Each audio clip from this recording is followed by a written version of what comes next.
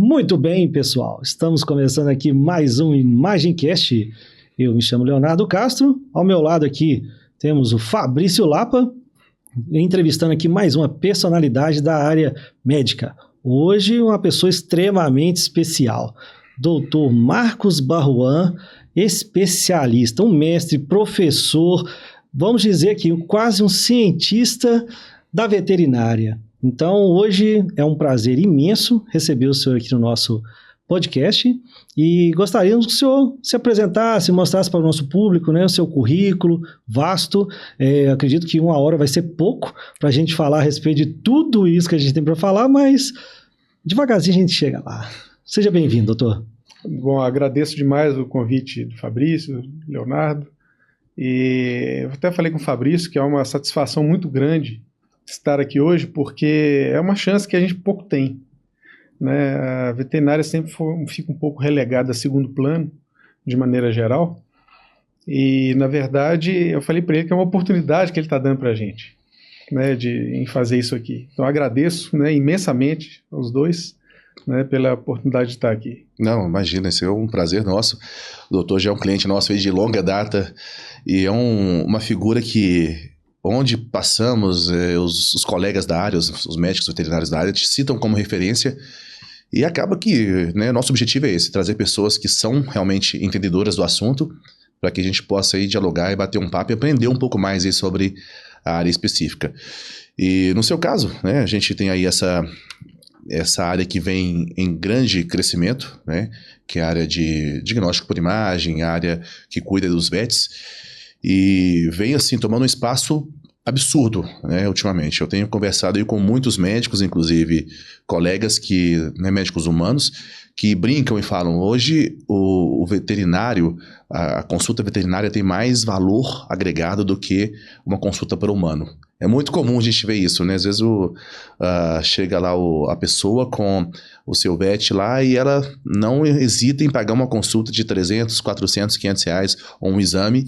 E se for, às vezes, né, com uma pessoa ali da própria família, ela já hesita. Mas, enfim, vamos lá. Fala um pouco para nós dos seus projetos, das suas, né, das suas andanças por aí. Conta pra gente um pouquinho, doutor. Bom, eu acabei caindo na veterinária, né, até por uma influência da minha irmã mais velha, que é veterinária, né? Ela é professora na Universidade Federal da Bahia e vendo a história dela lá para trás, eu tomei gosto por animais, comecei a acompanhar ela para alguns eventos, acabei indo para veterinária e fiz o vestibular e passei no UFMG. Qual data foi isso? 1995. Não, 1990. Caramba, eu não era nascido. Opa, 1990. Não, também não. Mas... E aí fiz os 5 anos da graduação, né? E parti para trabalhar com cardiologia veterinária, mas de maneira autodidata, porque não existia uma pessoa específica da área que pudesse nortear o caminho para a gente aqui no Brasil. De maneira, assim, em termos de conhecimento sólido, né? Tinha aqueles práticos que estudavam, como eu fui no comecinho, né? Interessante, então, isso, né? Estudei muito. O senhor foi um percursor da área da cardiologia veterinária. Fui uma das pessoas que iniciou a coisa de uma um pouco mais pesada, né? Assim, teve outras pessoas, né? Talvez até mais importantes do que eu, em termos do pontapé inicial para isso, né? Uhum. E aí o que aconteceu? Eu acabei indo para os Estados Unidos, eu trabalhava um pouco com cardiologia, acabei indo para os Estados Unidos em 2002, em que fiz um estágio na Universidade da Pensilvânia.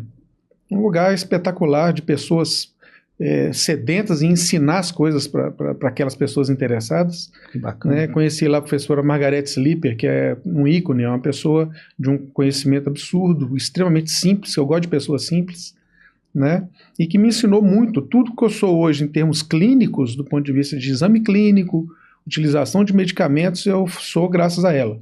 Então eu tenho um agradecimento gigantesco a fazer a ela e às outras pessoas lá também. O professor James Buchanan, que hoje a gente só encontra em livros, ele é falecido, ele faleceu aparentemente em 2020 ou 2021, mas uma pessoa que eu estimava profundamente, que também me ajudou muito, né?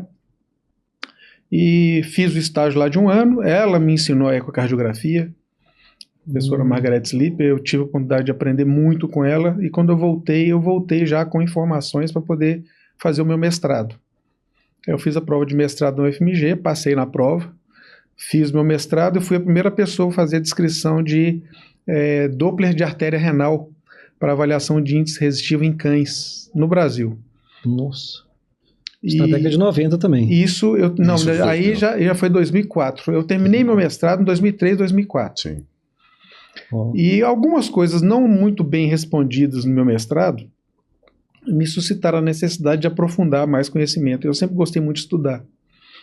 Aí eu acabei indo para o ICB, na UFMG, onde conheci a professora Andréa Ibarra, que ela lida na pesquisa com regulação neural de pressão arterial. E eu fiquei trabalhando com ela uns 4, 5, talvez 6 anos, mas ainda sem entrar no doutorado, basicamente participando das pesquisas, indo nos seminários semanais do laboratório, e aí fui agregando muito conhecimento, fui aprendendo muito com eles, até que o chefe do laboratório, o professor Robson Augusto Souza dos Santos, me convidou para trabalhar com ele, porque ele queria comprar uma máquina de ecocardiografia para experimentação. Né? E aí ele acabou comprando um equipamento da VisualSonics, do Canadá. Na época, VisualSonics, me parece que ela foi comprada por uma outra empresa agora. Né? E aí ele comprou esse equipamento, muito caro na época, próximo de R$1 milhão. Né? Uma máquina que tinha uma qualidade de imagem bidimensional fantástica e com possibilidade de avaliação de deformação miocárdica. Legal. E eu acabei fazendo meu doutorado em cima disso. Além de ter feito o meu doutorado, eu fiz doutorado e pesquisa de muitas pessoas lá no ICB. Então tem várias pessoas que fizeram doutorado com imagens que eu fiz para elas. Legal, hein? Né, lá no laboratório de hipertensão, que foi onde eu fiz o No meio doutorado. desse caminho, então, o senhor descobriu ali um caminho para o ensino, para o repasse do conhecimento. Na verdade, a coisa engraçada foi que, quando eu voltei dos Estados Unidos, eu já voltei com um conhecimento um pouco melhor de várias coisas, né? Porque a minha opinião sobre conhecimento é que a gente nunca para. Sim. A gente nunca sabe nada. Quanto mais você estuda, mais você sabe que você não sabe nada. Então, a partir do momento que você acha que sabe alguma coisa e acomoda, você está fadado ao fracasso. Exatamente. Né? Essa é a minha opinião a respeito disso. E a gente não sabe nada, na verdade. Isso, é um constante aprendizado. Por mais que a gente ajude pessoas, porque eu sou isso, eu sou aquilo, né? Primeiro que eu sou um sujeito avesso a ego. Né? Eu tenho preguiça de gente egocêntrica, não gosto de ego, não sou uma pessoa egocêntrica, eu sou uma pessoa super simples. Se a pessoa estiver formada e falar assim, Márcio, eu quero fazer um estágio com você, eu falei, perfeitamente, problema nenhum, pode ficar à vontade. Então, eu sou assim, eu acostumei a ser desse jeito. Né? E aí, o meio de pesquisa mudou muito a minha forma de lidar com a clínica no meu dia a dia. Né? Entranhei mais para a parte de imagem, né, de maneira mais pesada. Até falei com o Fabrício, eu não me considero o melhor ecocardiografista, sou um ecocardiografista mediano, mas eu sou extremamente exigente com as coisas que eu faço. E tem uma coisa que eu acho que é importantíssimo, que falta para muita gente que faz ecocardiografia. E uma coisa que eu aprendi no meu doutorado, que eu até tento falar isso com as pessoas, é engraçado, às vezes a gente pega um animal, faz o ecocardiograma e vê que os números estão normais, mas o comportamento mecânico tá errado.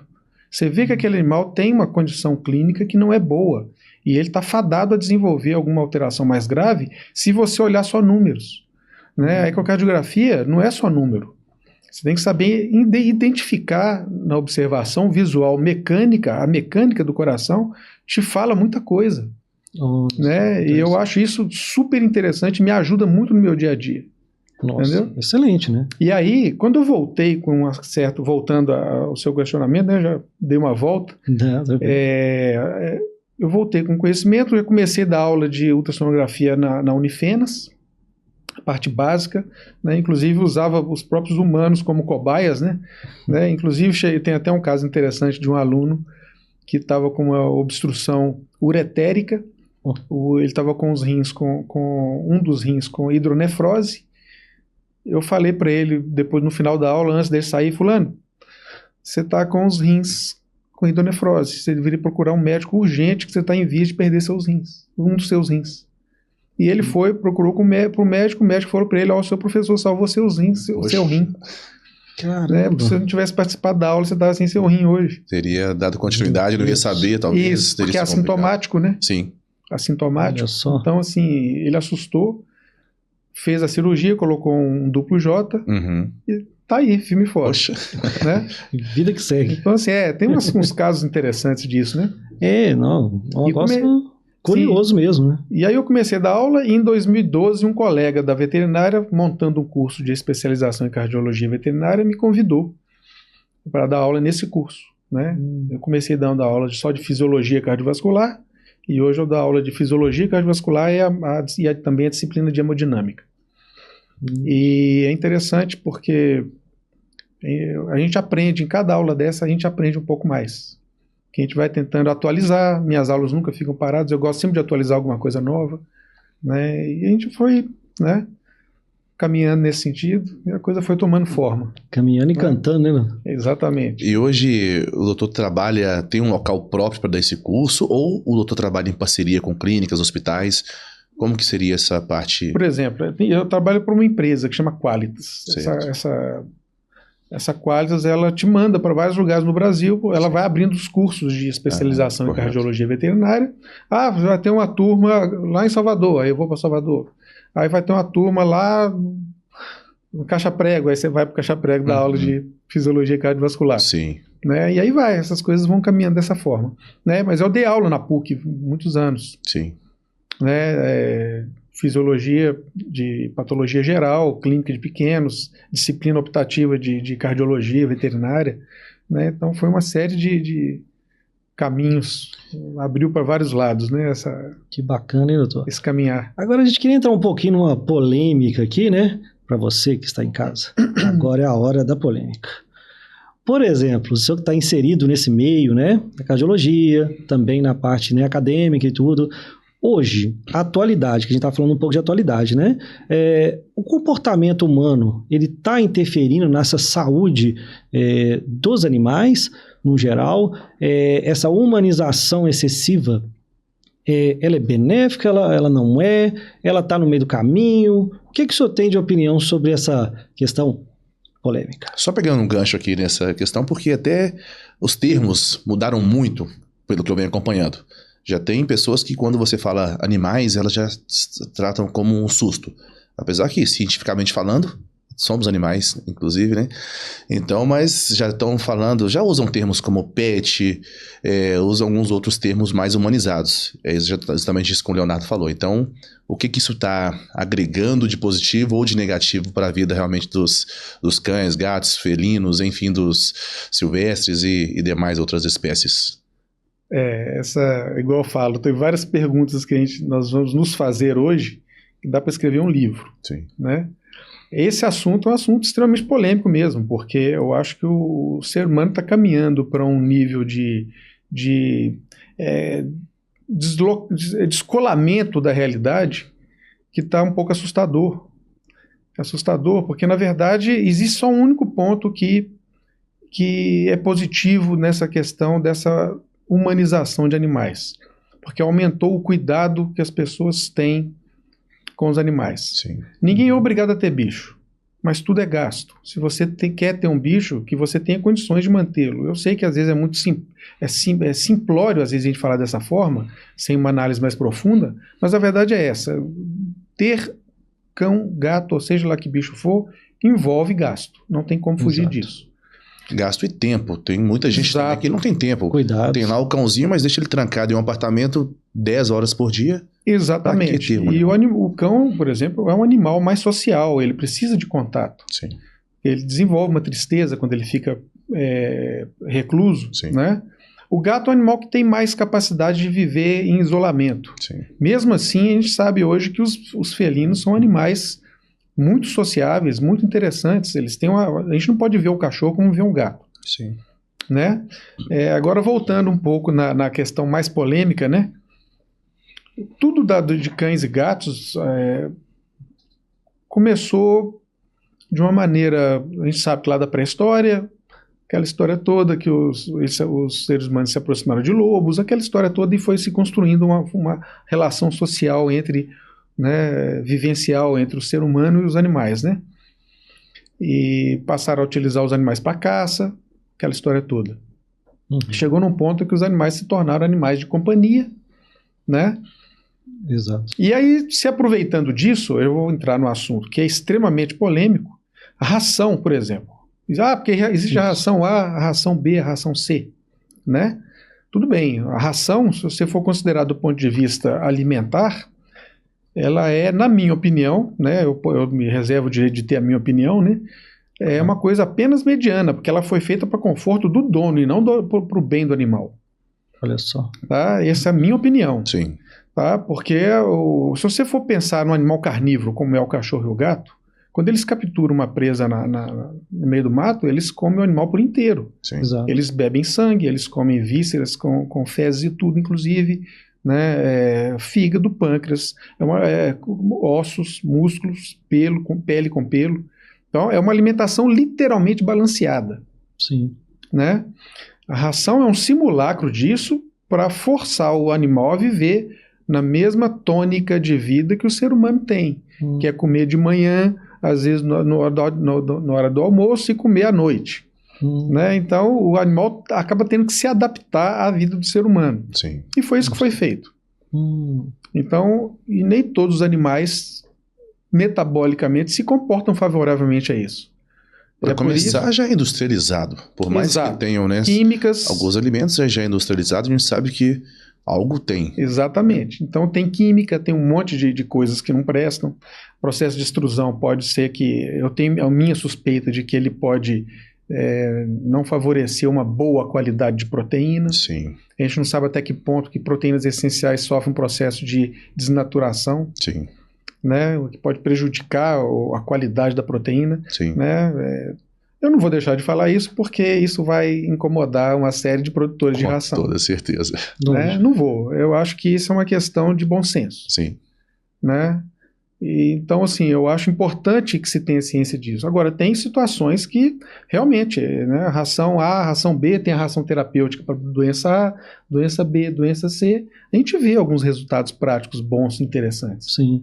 Né? Mas que não seria, por exemplo, via de regra, o animal só ter aquele tipo de alimentação. Exato. Por exemplo, ele poderia ter uma suplementação, comer Aí eu concordo. alguns alimentos que façam esse complemento ali da alimentação, né? Eu concordo com isso. Seja mais saudável. Sim, concordo. E isso tudo vem impactando aí nos seus resultados clínicos. O sedentarismo, Sim. falta de tomar um sol, aquele do animal conviver. Pois é, exercício no livre-arbítrio. físico. Exercício físico. Exercício físico é essencial para qualquer indivíduo na face da Terra. Exato. Né? Por exemplo, a gente sabe que exercício físico, até mesmo no indivíduo que é cardiopata, considerando até o humano nesse contexto, né, que eu já tive a oportunidade de ler muito a respeito disso, é essencial, porque o exercício físico ele modula de uma maneira positiva a atividade simpática. E a atividade simpática é a tônica do cardiopata. Né? Toda vez que você se torna cardiopata, a sua atividade simpática é elevada, quase sempre. Né? Isso leva a uma série de alterações, retenção de líquido, remodelamento cardíaco, com uma série de consequências ruins. Seu coração cresce e se adapta a uma realidade de funcionamento completamente diferente e acaba culminando com um processo de doenças diversos, né? Para diminuir a qualidade de vida e a sobrevida do paciente. Sim. Né? Só que interessante, né? Então, hoje é importantíssimo, né? O profissional, né, da parte veterinária como um todo, né, seria muito importante, né, esse tipo de orientação junto aos donos, né, de, olha, você tem que vir aqui fazer os exames, mas você tem que ter esse cuidado. A gente leva isso muito para o lado da nossa área, que é uma área de equipamentos, né, que a gente cuida dos equipamentos, orienta os médicos, olha, cuidado com o ar-condicionado, cuidado aqui com os cuidados básicos aqui, para você ter uma longevidade do seu equipamento, ou seja, é a mesma coisa, né, então cabe ao profissional ter essa visão, né, para fazer isso com que no caso, o paciente ali, né, o dono, né, do animal, ele leve isso à frente, né? E tem mais uma coisa interessante, já voltando no mesmo gancho lá do que você tinha perguntado da questão polêmica. O animal, o cão, por exemplo, é um animal que, como o ser humano também, precisa de freio quando é novo. Ele precisa de um puxão de orelha de vez em quando. Sim. Né? O que eu estou falando aqui não é que a gente tem que pegar e bicho fez uma coisa errada, não, tem que espancar o cara. Não, isso está errado, isso é péssimo. É educá-lo, né? É educá-lo, e ninguém quer fazer isso. Na verdade, ele é aquela beleza, o bicho parece que ele tem que aprender sozinho. Sim. Né? As pessoas não estão interessadas em ensinar, né, pelo menos uma parte delas, um mínimo de educação. A educação está falida para o ser humano, imagina para os cães deles. Imagina para eles. Nossa. E esse excesso de cuidado também, ao meu ver, também, de certa forma, pode também prejudicar. Eu já vi pessoas que vão caminhar, por exemplo, com um cãozinho e colocam sapatinhos nele. O cão não tem um contato com o solo, ele não tem aquela sensibilidade, ele não pode tomar sol. Eu vou até fazer um comentário. Então, assim, eu acho que isso tudo, a longo prazo, isso acaba com o cachorro, não é um cachorro. E aí, a pergunta que eu me faço nisso aí, nesse contexto, Fabrício, sabe o que é? Eu não sei se isso aí é um cuidado com o bicho ou se é uma hipocondria do dono. Sim. Né? Uma mania de doença do próprio dono. Também. Pois é, né? Natural dele, né? Porque é aquele negócio, né? Existe a vitamina S, né, que a gente passou por ela, né? Qual que é a vitamina S? Sujeira, né? Tem que ter um contato. Tem que ter um contato com a natureza, né? Contato com as coisas. Para criar aquela resistência, imunidade, a famosa imunidade. Exatamente. Né? Então, isso é importante para a vida. Né? Então, assim, está tudo sendo deturpado, né? E isso vem de forma significativa aumentando o caso de doenças, no caso cardiovasculares. O cãozinho ali muito sedentário, tudo bem, o dono às vezes dá uma voltinha com ele no quarteirão e acha que já é o suficiente. Ao meu ver, as raças mais tradicionais que nós tínhamos aí há muitos anos atrás eram cachorros que eram criados em locais grandes, abertos, o cachorro corria o dia inteiro, pulava. Então, acredito eu que naquela época se tinha menos doenças do que temos hoje, inclusive pela evolução também das raças. Hoje em dia os cachorros parece que são feitos em laboratórios e são próprios para viverem reclusos em ambientes menores. Exatamente. Isso tudo vem refletindo de maneira assim gradual nas suas consultas. Sim, tem um impacto. A gente não pode negar que tem um impacto. Sim. Claro que o animal ele não tem a mesma cabeça que a gente, né? Ele não... O estresse no animal não tem aquela mesma conotação que tem na gente, né? Porque a gente pensa no governo roubando a gente o tempo inteiro, né? Os bandidos lá, a gente aqui, né? Sofrendo, né? As contas que chegam, né? Tudo complica. Então a gente tem um estresse crônico. O cachorro não tem esse padrão de estresse. Mas se ele se tornar triste durante uma boa parte do tempo, né, falta de contato, falta de cuidado, né, isso de alguma forma pode interferir no mental. Sim. Né, é uma coisa que a gente nem conversa muito, né, eu sou espírita. Sim. Então eu tenho uma forma de ver a lida entre cães e seres humanos de maneira um pouco diferente, porque eles estão aqui de uma certa forma para ensinar para a gente algumas coisas e para proteger a gente de alguma forma. Sim. Exatamente. Eu acho que não dá para a gente citar aqui, até pelo tempo, casos, mas eu tenho casos de relação de doença do dono com doença do cão que são assustadores. Como citam pra gente? Existe uma relação fortíssima. Então eu vou falar um rapidamente para vocês entenderem como é que é. Entendi um paciente uma vez, eu vou omitir alguns detalhes, mas é um caso bem interessante. Claro. Um paciente que eu revirei ele do avesso, e eu reviro meus pacientes do avesso. Sim. O paciente, estruturalmente, ele não tinha absolutamente nada. Mas era um paciente que toda hora tinha uma crise de edema para morrer. E era uma família que nunca levava o cão, ele sempre mandava o motorista. E era um cão jovem? Era um cão jovem, um Schnauzer, um Shih Tzu de 3 para 4 anos de idade. Sim. Ele nunca teve nada estrutural, mas ele estava sempre ali querendo morrer. E olha que eu virei ele do avesso literalmente. Eu fiz avaliação de vários sistemas nele, né, exames de A a Z, né, fiz eco, raio-x, milhares de coisas e não achei nada. Mas passei a medicar, porque se ele ficasse sem a medicação, ele morria. Sim. Até que um belo dia o pessoal marcou uma consulta comigo. Aí eu pedi encarecidamente que alguém de casa fosse. Uma senhora foi. E quando eu perguntei para ela, porque eu tenho uma dúvida, quem na sua casa de pessoa tem uma doença crônico-degenerativa grave? Ela começou a chorar. E ela falou assim, meu marido, ele anda com balão de oxigênio dentro da casa para lá e para cá o dia inteiro. Eu falei, você acabou de me explicar, na minha opinião, por que que o seu cachorro é desse jeito. Ela falou assim, inclusive, a gente está fazendo essa consulta porque ele vai ficar aqui 30 dias, né? Isolado do dono para fazer um teste? Isolado do dono, não, porque o dono vai viajar para fazer um tratamento com célula-tronco fora. E deixaram o cachorro na clínica. Eu voltei nessa clínica 3 dias depois, para fazer a avaliação de um outro cão e vi ele lá, passeando, correndo para lá e para cá. Normal. Alegre e satisfeito. Eu falei, pessoal, tira os remédios do bichinho. Eles tiraram o remédio do bicho, o bicho ficou 35 dias Sem aproximadamente sem ter nada. Caramba. O cara botou o pé no Brasil, ele teve um edema, quase morreu. Meu Deus. Aí voltou com a medicação. Só que eu fiquei sabendo, via família, que o tratamento do dono do bichinho funcionou. E ele começou a restabelecer uma série de funções respiratórias, não 100%, mas ele voltou teve uma a boa restabelecer. evolução. Você acredita que eu tive que tirar as medicações do bichinho porque o cachorro melhorou? O cachorro junto? também foi respondendo.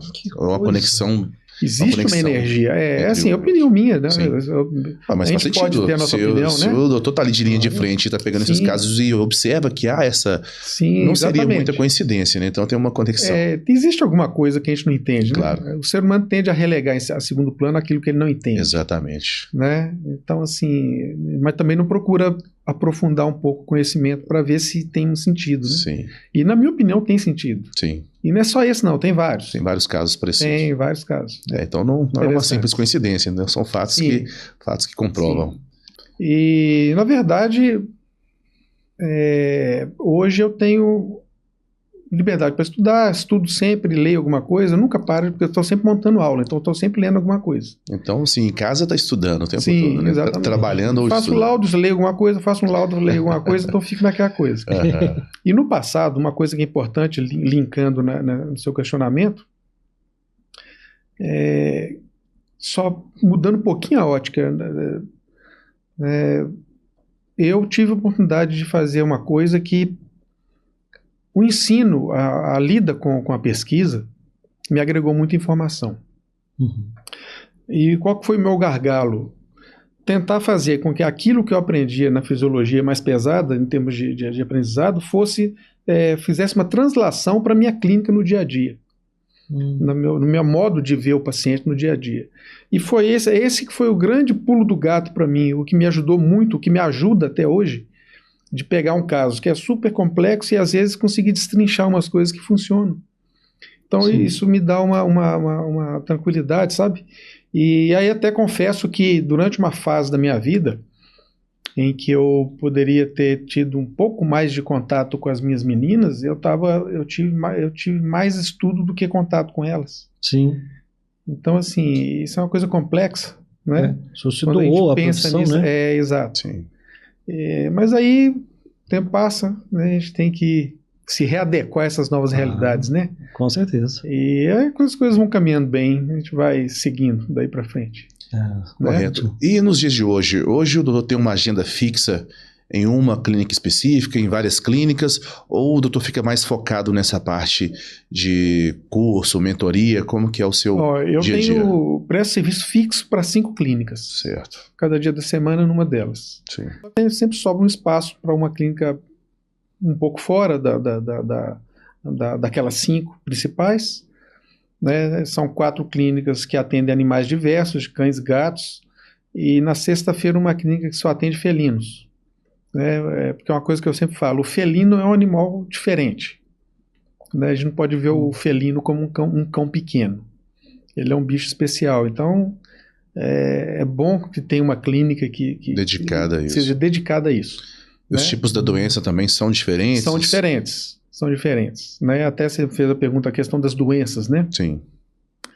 Por exemplo, em cães de pequeno porte, de maneira geral, as doenças mais frequentes, a doença cardiovascular que mais mata cachorro hoje em dia é a insuficiência valvar mitral. Pode ser acompanhada de insuficiência valvar tricúspide, muitas vezes com o agravamento de uma hipertensão arterial pulmonar. Esse é o escopo geral de tratamento de cães. Certo. Os gatos, né, aí outro gargalo, outra polêmica, né? O gato é um animal que tem cardiomiopatias de diversos tipos. Cardiomiopatia hipertrófica, que é a mais diagnosticada, mas o gato, no meu ver, aí do ponto de vista visual meu, de pesquisa e observação, o gato tem diversas formas de remodelamento que não se encaixam em cardiomiopatias hipertróficas, mas que prejudicam a função cardíaca e levam a possibilidades de congestão e edema frequentemente. E não pode ser classificado exatamente, essa doença é exatamente esse aqui. Porque existe um modelo, perfeito aqui, esse modelo é perfeito, é essa doença. Não. Gato não se comporta assim. Existe uma linha. Sim. Você vai seguir aquela linha, ele te dá uma visão daqueles comportamentos mais comuns, mas eles não são... você não pode considerá-los como definitivos. Tem variabilidade gigantesca Sim. no felino. O cachorro é um pouco mais linear. E os cães de grande porte, eles caminham sempre para aquelas condições de cardiomiopatia do tipo dilatada. E eventualmente aparece um outro animal maior com insuficiências valvares graves, né? Estenoses de válvula podem ser comuns em alguns animais maiores, aórtica e pulmonar. E como que o dono ou o tutor percebe esse tipo de doença? Ele tem que procurar preventivamente uma consulta, um exame, ou ele consegue observar isso no seu animal ali, uma reação diferente? Normalmente o cachorro é um animal, o cachorro e o gato mais um pouquinho, perigoso do ponto de vista de demonstração de sinais clínicos. O gato esconde mais. O cachorro também. O cachorro não entende que ele pode até passar mal. Às vezes ele está passando mal, mas ele não dá o braço a torcer, ele não demonstra para o dono que está se sentindo mal. Isso é muito interessante, porque não é incomum a gente pegar um paciente que tem anos de doença e nunca foi detectada uma alteração nele. Aí ele chega com o coração já desse tamanho para a gente tratar. Sim. Só que muitas vezes já é tarde. Sim. Né? Existem donos de cachorro, é até uma brincadeira de dono e tutor, né? Eu não concordo com o termo de tutor. Eu pensei antes de falar por causa disso, porque tem muito essa questão hoje, né? Essa questão aí da fala, do tipo de fala, né? Qual que é o termo correto? Eu tenho uma dúvida minha que eu já não sei mais o que falar. Hoje em dia, eu tenho até que falar que não existe um termo correto. Eu falo que eu sempre chamei de dono ou de proprietário. Sim. Né? O cachorro é meu, eu sou dono dele, pronto, acabou. Né? Sim. Essa é a minha opinião. Até porque é uma ideologia, porque isso a vida inteira, todo mundo, por maior que seja o seu cuidado com o cão, com o seu animal, o seu pet que seja, sempre foi dono. Aí de um tempo pra cá mudou os termos. Você falou uma palavra que é a palavra-chave nisso aí. O povo hoje está mais preocupado com a ideologia do que com a realidade do mundo. Com a realidade, exatamente. Né? Acho que o povo está vivendo, parece que está vivendo no conto da carochinha, que tem que ficar inventando nome para tudo, e o nome tem que seguir uma tal ideologia. E eu não concordo com isso. Até porque o cuidado não tem nada a ver com a ideologia. Não. O que eu já vi de dono, né, pai de pet, mãe de pet, que se diz... não pode falar dono, é tutor. Mas que tranca o seu cãozinho dentro de um apartamento 8 da manhã e só vai vê-lo novamente 19 horas. Sim. Cara, uma pessoa dessa não tem, né, como se diz, uma autoridade para falar. Né? Pode falar a verdade. Você pode falar tutor, dono. Não, poxa, vai cuidar do seu cãozinho direito, vai dar a liberdade que ele precisa para você depois poder falar o que é certo e o que é errado. Exatamente. Né? Exatamente. Então, assim... Tá complicado, sabe? Hoje tá complicado. E só que eu, por exemplo, eu tenho uma forma de lidar com os donos, eu sou muito direto. Sim. E eu acho que as pessoas que sentam no meu consultório para eu atender, eles já percebem isso de cara, então eu não costumo ter problema. Né? A pessoa pode até não gostar da minha franqueza, porque eu sou muito franco, eu sou franco ao extremo. Vai direto ao ponto. Vai direto ao ponto, exato. Você tá ali como para tratar a doença de maneira séria e sem preocupar com... Exatamente, com ideologias e outras coisas do tipo. Né? Exatamente. Então, assim, agora vamos ao que interessa. Exatamente. Esse era o ponto que eu queria chegar. As dificuldades que o senhor enfrenta hoje da profissão, né, devido à metamorfose que a sociedade vai sofrendo, né? Eu acho, não sei se é uma impressão minha, mas essa parte de cardiologia, eu acho que é uma das partes médicas que mais sofre com essa questão, né? Que vai tendo essa mudança comportamental das pessoas, isso afeta diretamente, né, os bichos, e os profissionais do lado de cá, no caso do senhor, né, ali, tem que lidar com toda essa metamorfose, essa mudança, esse comportamental, porque, sei lá, na década, o pessoal brinca, né, que na década de 50, 60, você dava angu e o resto de osso para o cachorro vivia perfeitamente. Só que tem uma coisa interessante, realmente, a curva de longevidade dos cães aumentou muito, né, porque realmente, só angu também mata. Sim. né? Existe uma proporção de proteína, que o cão é carnívoro, ele precisa de um nível de proteína basal mínimo para manter uma qualidade de vida boa, sem contar que precisa de vitaminas e outros componentes, né? Mas só voltando ali, vou voltar no seu questionamento. Sim. Por exemplo, os animais que iniciam um processo de cardiopatia, do ponto de vista do dono, ele pode começar a se alimentar menos, ficar menos ativo, um pouco mais cansado, uma tosse seca. Sim. Né? Isso é comum de acontecer. Aí o dono percebe, tá com uma tossezinha, ele tá ficando esquisito, né? Só que alguns só vão descobrir quando o animal já tá com a língua roxa. E uma coisa que está acontecendo muito hoje é uma fusão de doenças respiratórias com doenças cardiovasculares, né? Grandemente de responsabilidade de quem cria cachorro para cruza para venda. Né? Muito polêmico também esse assunto. Polêmico, extremamente polêmico, porque a gente sabe que existem criatórios de boa qualidade, de pessoas idôneas e pessoas responsáveis. Sim, nisso. Isso existe, com certeza. Mas existe aqueles que eles cruzam um parente.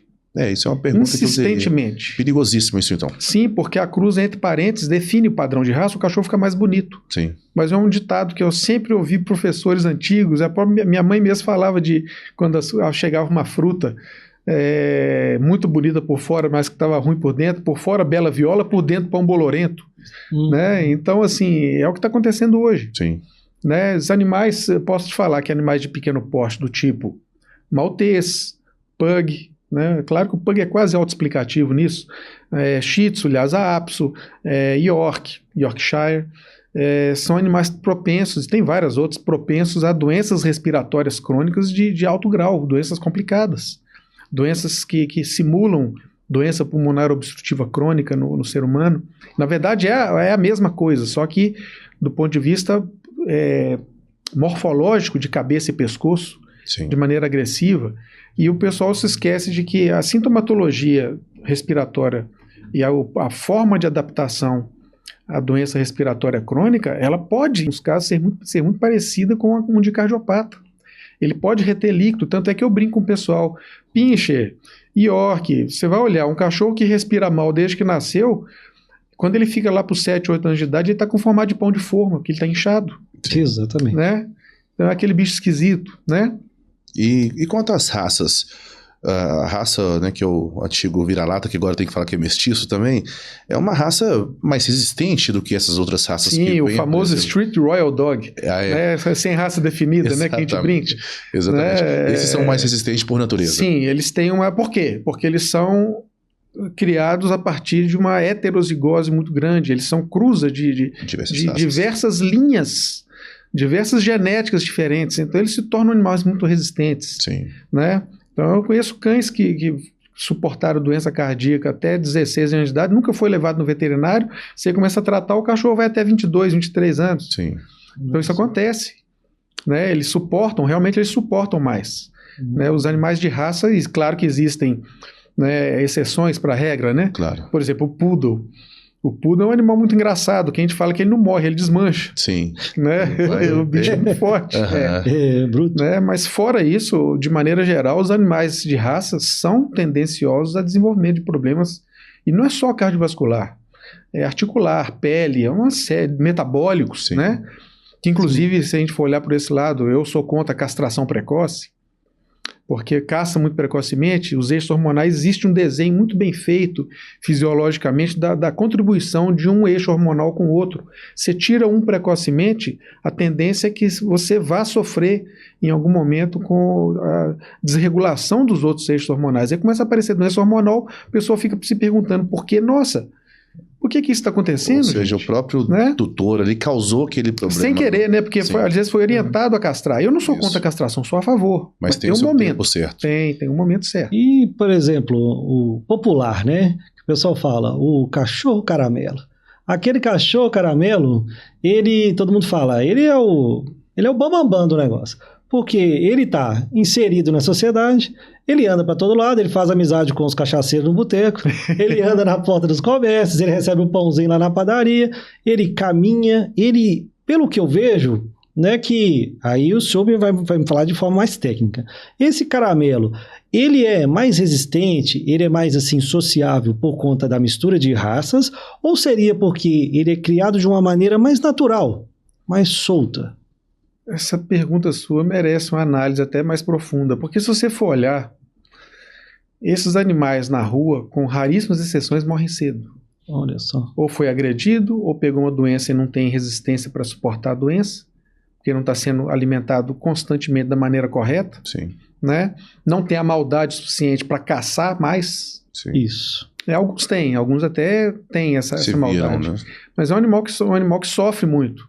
Sem contar que pessoas que não têm escrúpulo, não têm coração e não têm vergonha na cara, agridem os cães nas ruas, né?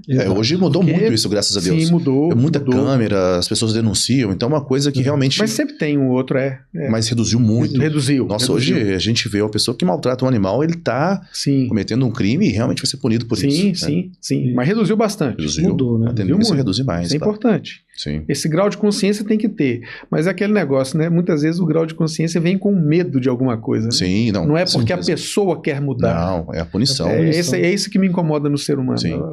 Às vezes o ser humano ele só toma jeito em duas coisas: quando dói no bolso ou dói na carne. Com certeza. Exato. Com certeza. Mas que Então, seja assim, assim, que tenha mais. sim, que tenha um aprendizado. Toda assim, que tivessem mais leis rígidas para tudo. Sim. Né?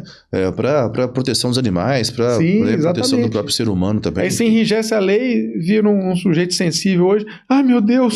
Também tem isso. Eu não concordo com isso. Sim. Não Pois concordo. é. Então, assim, eu tenho Claro. uma forma. Né, eu fui ensinado por um pai muito rígido, Sim. uma pessoa maravilhosa, um coração desse tamanho, assim como minha mãe é, Sim. né? Mas, assim, uma pessoa muito rígida, muito honesta. Conservador. Né? Né? Isso. E passou esses valores que Exato. realmente vêm se perdendo ao longo. E isso está sendo perdido a Totalmente. passos largos. Infelizmente, né? Então dá uma. Então, na verdade, é uma falsa impressão, então, de que o caramelo está em todo lugar e vive Sim, muito. mas eles vivem bem. Se você, É, né? se você pegar um cachorro de raça na mesma situação e colocar na situação dele, morre em 2 tempos. Morre. Olha só. Exatamente. Ou pegar né, esse cachorro também que convive na rua, muito solto, colocar em um lugar Ele não se recluso de adapta, tudo, ele não se também adapta. vai entrar em depressão e Vai. por mais que você dê a melhor alimentação para ele, dê os cuidados, ele vai se sentir péssimo. Sim, Né? Tem sim. a forma de se adaptar. vai, exatamente. Vai se O adaptando. reverso da moeda sempre existe. Olha só. Né? Mas é interessante, os cães, eles ensinam muito pra gente, inclusive a dignidade de suportar a doença sem ficar reclamando, né? Exatamente. Exatamente. A gente tem uma dor Curioso. desse tamanhozinho, ai meu Nossa. Deus, tô O morrendo. mundo acabou. Isso. O O mundo tá animal acabando. brincou com ele pode estar sentindo a dor, ele tá libanando o rabinho Exatamente. e tá brincando. Né? Por isso que eu falo com os donos dos cães cardiopatas, tem que tomar cuidado, porque o animal não sabe que é cardiopata. Você inicia o tratamento, ele melhora isso aqui, ele acha que está novo, Sim. ele acha que tem 1 ano de idade, ele vai querer aprontar aquela Nossa. correria, então isso tem que ser regulado, porque senão você pode perder seu animal. Você está feliz ali porque o tratamento funcionou, mas você pode perder o bichinho porque você deixou ele exprimir aquela vontade que ele tem de demonstrar aquele carinho, aquele afeto por você, fazendo a brincadeira que ele fazia antes. Exatamente. Né? Olha só. Eu até brinco com os donos, aí, às vezes eles perguntam, e aí jogar bolinha pro bichinho pegar? Isso ele pode continuar fazendo? Eu falei, em vez de botar, pegar a bolinha e jogar lá longe, Joga mais né, perto. que uma hora ele vai e não volta mais, você joga ali, ó, você joga 2, 3 metros ali na frente, tuf. Aham. O cachorro não vai pensar assim, nossa, mas que coisa horrorosa. Antes ele mandava a bolinha lá longe, eu ia lá correndo, pegava, agora ele joga ali. Aham. O cachorro não tem esse discernimento, ele não Ele vai achar ruim. O que quer pegar a interessa é bolinha. que a brincadeira esteja sendo feita, Olha Exatamente. só. entendeu? E esse crescimento, doutor, absurdo aí também do interesse de profissionais pela área. O doutor começou na década de 90, certamente naquela época ali, assim, era 1 em 1 milhão para se formar nessa área e para vir buscar esses cuidados. Hoje, com a divulgação de redes sociais, todo mundo hoje quer ter o seu animalzinho, então vem crescendo também gradativamente essa questão do profissional da área. Isso vem crescendo na mesma proporção ou não? Vai chegar um momento que isso vai dar um colapso e vamos ter muito profissional, muito veterinário para pouco animal. Como que é esse balanceamento aí? Eu vou falar uma coisa polêmica, mais uma. Sim, O Brasil faz muitos anos que ele vem sofrendo um processo de administração por populismo. sim, E isso não foi diferente nas universidades. Então, se criou uma quantidade de universidades e de cursos de veterinária para tudo quanto é lado, E isso proliferou demais o número de pessoas se formando em veterinária, inclusive de locais que provavelmente não têm um currículo para poder de gerar. formar pessoas. Sim. Currículo, exatamente. Então, assim, a qualidade do ensino caiu de maneira absurda, assim como caiu a qualidade do aluno. Sim. Os alunos hoje, eles não querem raciocinar em cima de um caso clínico. Eles não querem raciocinar em cima de um processo fisiopatológico de doença. Eles querem receita de bolo. Sim. Ah, porque eu quero uma receita de bolo para tratar a doença X. Sim. Ah, mas aí eu tento falar em aula. Não, mas você tem que pensar no raciocínio. Que a atividade simpática faz isso, faz retenção de líquido por causa disso, e eu vou usar essa metodologia para tratar esse paciente por causa disso. Não, não quero saber isso não, eu quero a receita do bolo para ver como é que faz. Sim. Né? Exatamente. E em medicina não existe receita de bolo, o tratamento tem que ser individualizado.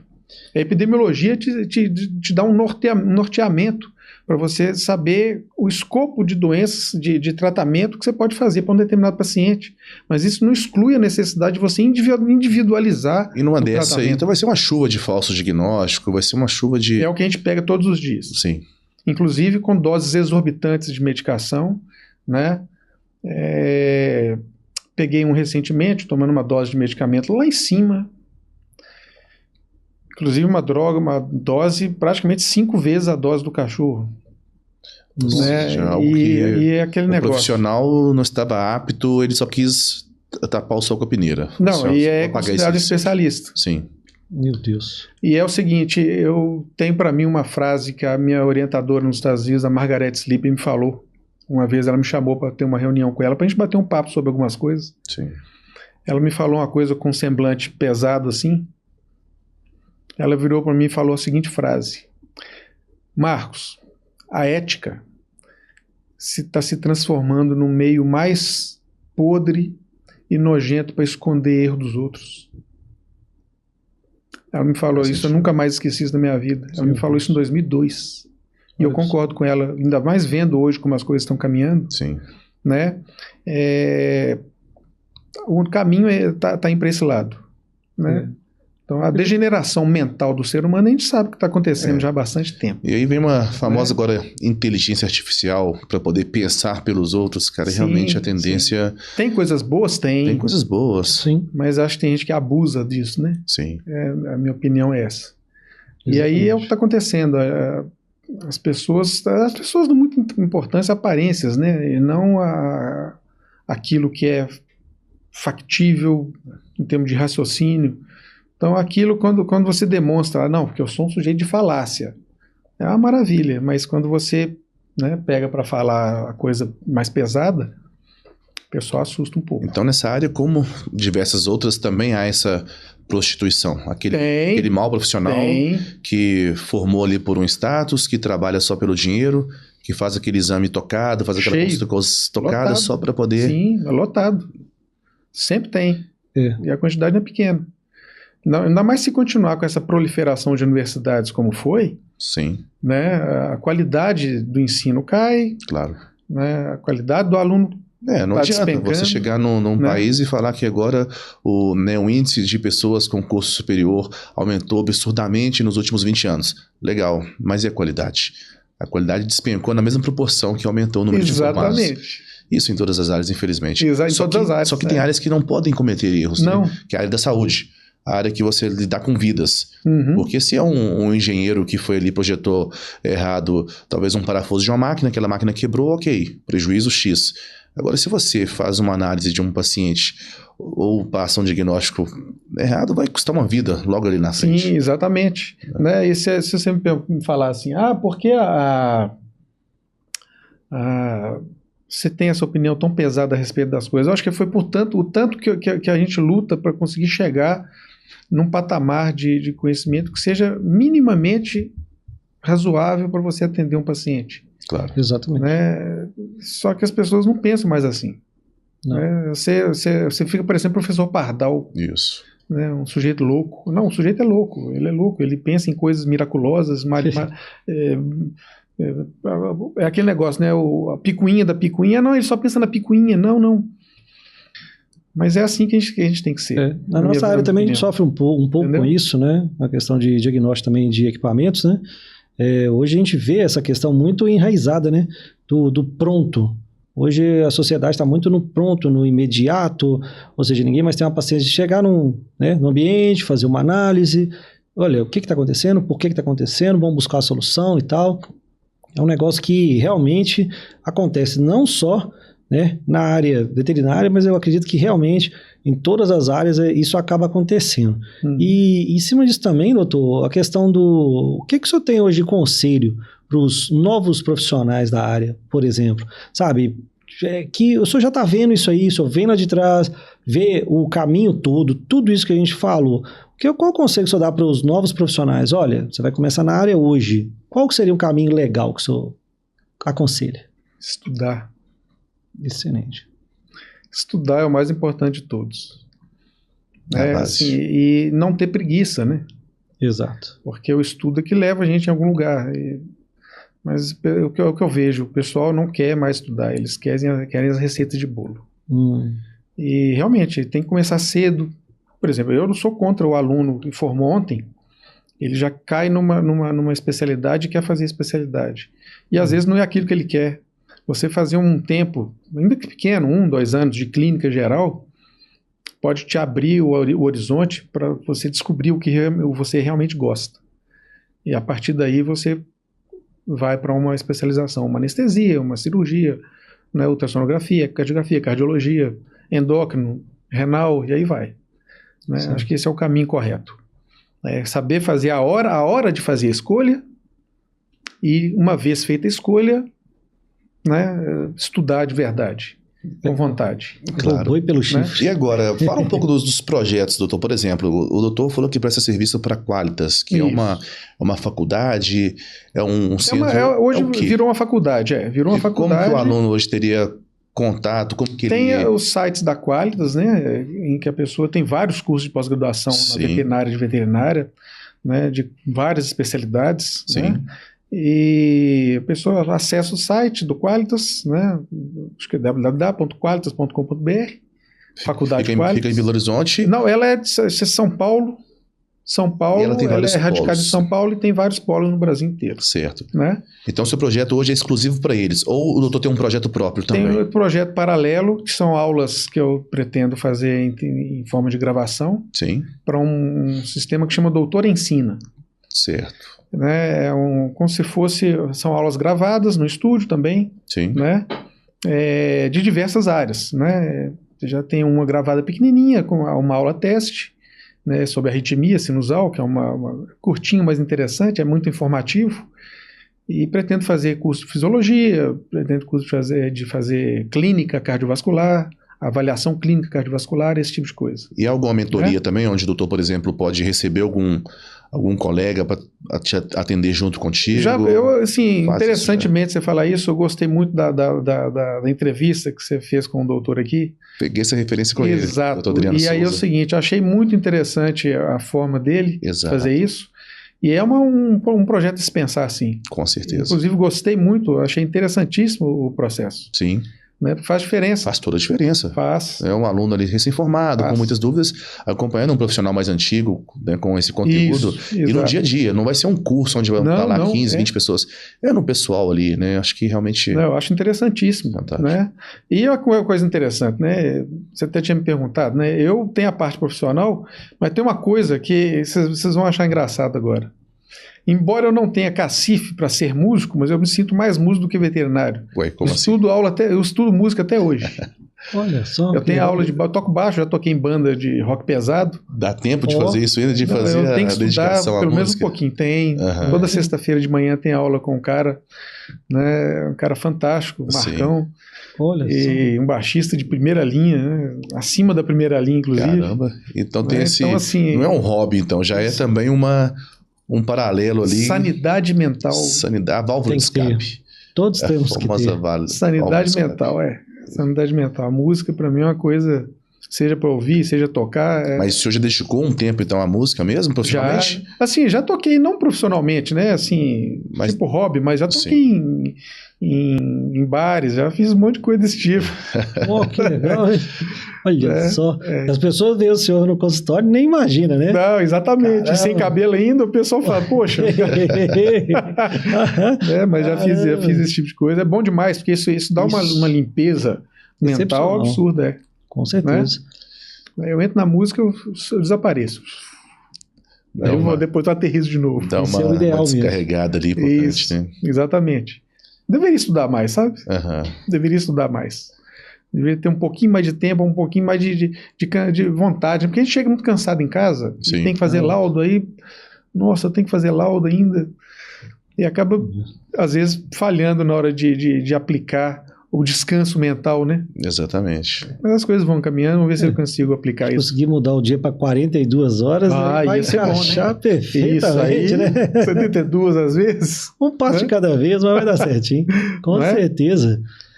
Bem, doutor, nós estamos chegando no final aqui, né, da nossa conversa, né? Você quer fazer o fechamento, Fabrício, hoje? A gente vai estar divulgando aqui as redes sociais, tanto do seu projeto quanto da Qualitas também.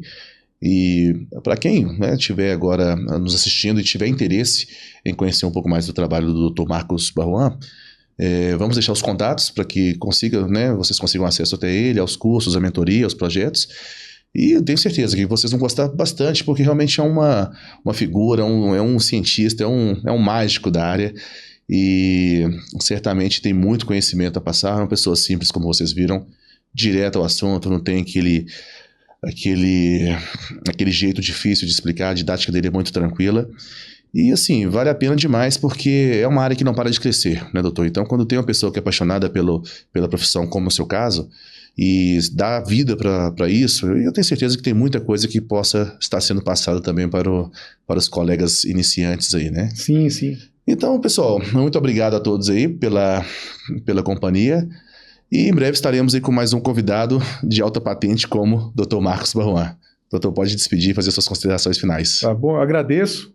Né? Eu espero que a veterinária continue crescendo no país. Eu tenho um pouco de tristeza ao mesmo tempo de falar isso, porque a gente está caminhando para transformar as clínicas em açougue, né? Como países vizinhos aqui. E eu gostaria que as pessoas abrissem os olhos, gostaria muito que elas tivessem um pouco mais de afinco para escolher as pessoas que nos governam assim como elas escolhem a profissão delas.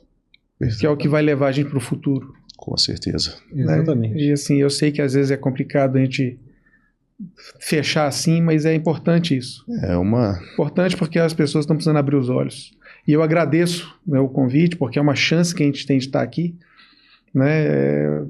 Vocês me deram uma oportunidade que é única. Né? Então agradeço muito, obrigado Leonardo, obrigado Fabrício. Com certeza voltaremos a nos falar no futuro próximo. O nome da GTEC sempre vai ficar como uma das primeiras opções, como a primeira opção na parte de ecocardiografia. Já temos muita referência sua, já. É primeiro lugar sempre. Isso. Essa questão da minha admiração pelo seu trabalho e gratidão por causa desse fator. A sua indicação já foi muito válida, é muito válida para a gente até hoje. Então tem muito veterinário que ainda nos procura, querendo manutenção ou querendo comprar um equipamento que fala, poxa, eu sou conhecido aqui do Dr. Marcos Baruan, que é clientaço seu, nos indicou. Então tem algumas figuras aí que, vou te falar, é mais do que cliente, já chega a ser, né, realmente amigo, e a gente preserva muito essa relação. Recíproca verdadeira.